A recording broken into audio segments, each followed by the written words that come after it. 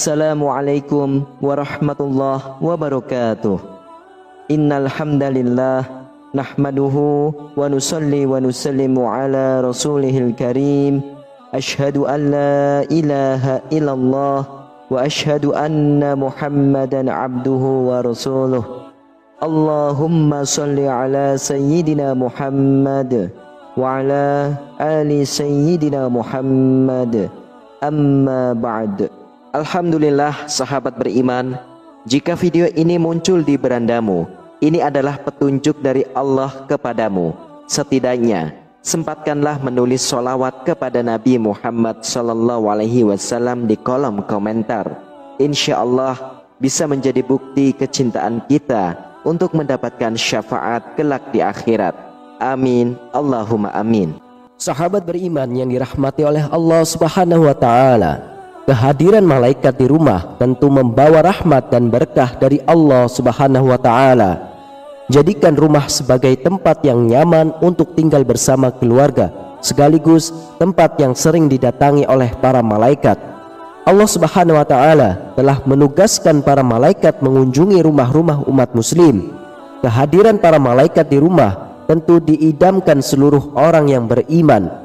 Namun para malaikat tidak asal singgah di suatu rumah jika di dalamnya tidak diisi dengan kebaikan dan ketakwaan kepada Allah Subhanahu wa Ta'ala. Malaikat dapat diundang ke rumah dengan banyak cara. Sahabat beriman yang dirahmati oleh Allah Subhanahu wa Ta'ala, berikut adalah beberapa ciri-ciri rumah yang sering didatangi oleh para malaikat.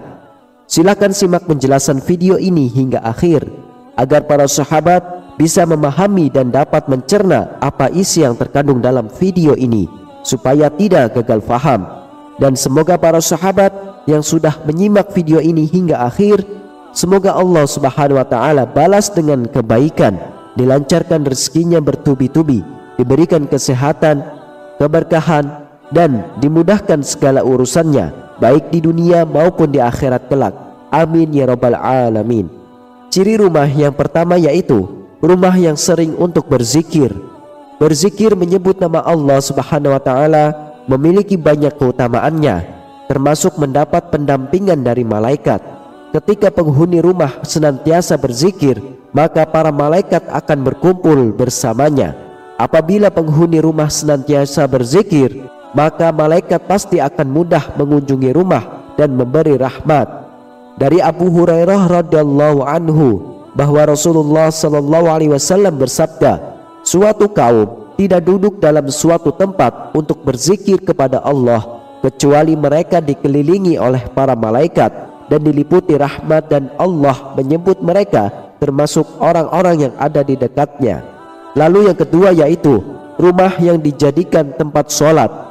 Sholat adalah ibadah yang paling utama bagi seorang muslim. Rumah bisa menjadi tempat sholat sehingga ibadah ini dapat memberi cahaya dan ketentraman bagi penghuninya. Diriwayatkan dari Aisyah radhiyallahu anha, ketika Rasulullah SAW sholat malam dan jika hendak sholat witir, beliau membangunkan Aisyah dan menyuruhnya untuk sholat. Hadis riwayat Imam Muslim. Hendaklah di dalam rumah disediakan mihrab atau tempat sholat sebagai tempat khusus untuk mengerjakan sholat, sebagaimana anjuran ini diisyaratkan dalam firman Allah Subhanahu wa Ta'ala, yaitu di surah Al-Imran ayat 39, yang artinya, kemudian malaikat Jibril memanggil Zakaria sedang ia tengah berdiri melakukan sholat di mihrab. Katanya, sesungguhnya Allah mengembirakan kamu dengan kelahiran Yahya yang membenarkan kalimat yang datang dari Allah, menjadi ikutan, menahan diri dari hawa nafsu, dan seorang nabi termasuk keturunan orang-orang soleh. Rumah yang pemiliknya senantiasa melaksanakan sholat juga akan membuat malaikat senang datang berkunjung. Dari Abu Hurairah radhiyallahu anhu, Rasulullah SAW bersabda, di tengah-tengah kalian ada malaikat yang silih berganti bertugas mengiringi kalian di waktu malam dan di waktu siang hari. Mereka bertemu ketika waktu sholat asar dan waktu sholat subuh. Malaikat yang mengawasi kalian naik ke langit. Lantas Allah bertanya kepada mereka, "Bagaimana kalian meninggalkan hamba-hambaku?" Para malaikat menjawab, "Kami tinggalkan mereka sedang mereka tengah mendirikan sholat, dan kami datangi mereka sedang mereka mendirikan sholat." Lalu yang ketiga yaitu rumah yang digunakan untuk membaca Al-Quran. Rumah yang sering digunakan untuk membaca ayat-ayat suci Al-Quran akan dihadiri oleh para malaikat dan ditinggalkan oleh syaitan-syaitan. Berdasarkan hadis riwayah Ibnu Siri, Rasulullah SAW bersabda, "Sesungguhnya rumah yang di dalamnya dibacakan Al-Quran, maka lapanglah penghuninya, banyak kebaikan, malaikat menghadirinya dan syaitan-syaitan meninggalkannya. Sebaliknya, rumah yang tidak dibacakan ayat suci Al-Quran, maka sempitlah penghuninya, sedikit kebaikannya, malaikat meninggalkannya dan syaitan-syaitan mendekatinya." Rasulullah telah mengajarkan kepada kita cara menjaga diri dan rumah dari syaitan. Salah satu contohnya, ketika seseorang muslim masuk rumahnya sambil mengucap bismillah, setan akan berkata kepada teman-temannya, "Mari kita pergi, tidak ada tempat bermalam untuk kita di rumah ini." Begitu pula ketika sebelum makan kita mengucapkan bismillah, setan akan berkata kepada teman-temannya, "Mari kita pergi, tidak ada tempat bermalam dan makan malam buat kita di rumah ini." Lalu yang keempat yaitu rumah yang sering dibacakan sholawat. Sesungguhnya di antara para malaikat Allah Subhanahu wa Ta'ala ada malaikat yang ditugaskan untuk berkeliling mencari orang-orang yang membaca sholawat Nabi Muhammad SAW. Rasulullah SAW bersabda, "Sesungguhnya di bumi ada malaikat yang berkeliling dengan tujuan menyampaikan sholawat umatku kepadaku." Hadis riwayah Imam Nasai. Apa yang dilakukan para malaikat tersebut ketika mereka mendapatkan orang yang membaca sholawat? Mereka akan menyampaikan sholawat itu kepada Rasulullah SAW dan lalu mengembalikannya kepada yang membacanya dengan membawa rahmat, keselamatan dan keberkahan yang berkali-kali lipat untuknya. Rasulullah SAW bersabda, "Barang siapa yang membaca salawat kepadaku 1 kali, maka Allah memberinya rahmat 10 kali lipat." Hadis riwayah Imam Tirmizi. Di dalam hadis yang lain, Rasulullah SAW bersabda, "Kalau orang bersolawat kepadaku, maka malaikat juga akan mendoakan keselamatan yang sama baginya. Untuk itu hendaknya dilakukan meski sedikit atau banyak." Hadis riwayah Imam Ibnu Majah dan Imam Tabarani. Kemudian yang kelima yaitu rumah yang sering dikumandangkan azan. Azan dipergunakan sebagai pemberitahuan masuknya waktu sholat. Namun kalimat azan juga memiliki banyak keutamaannya.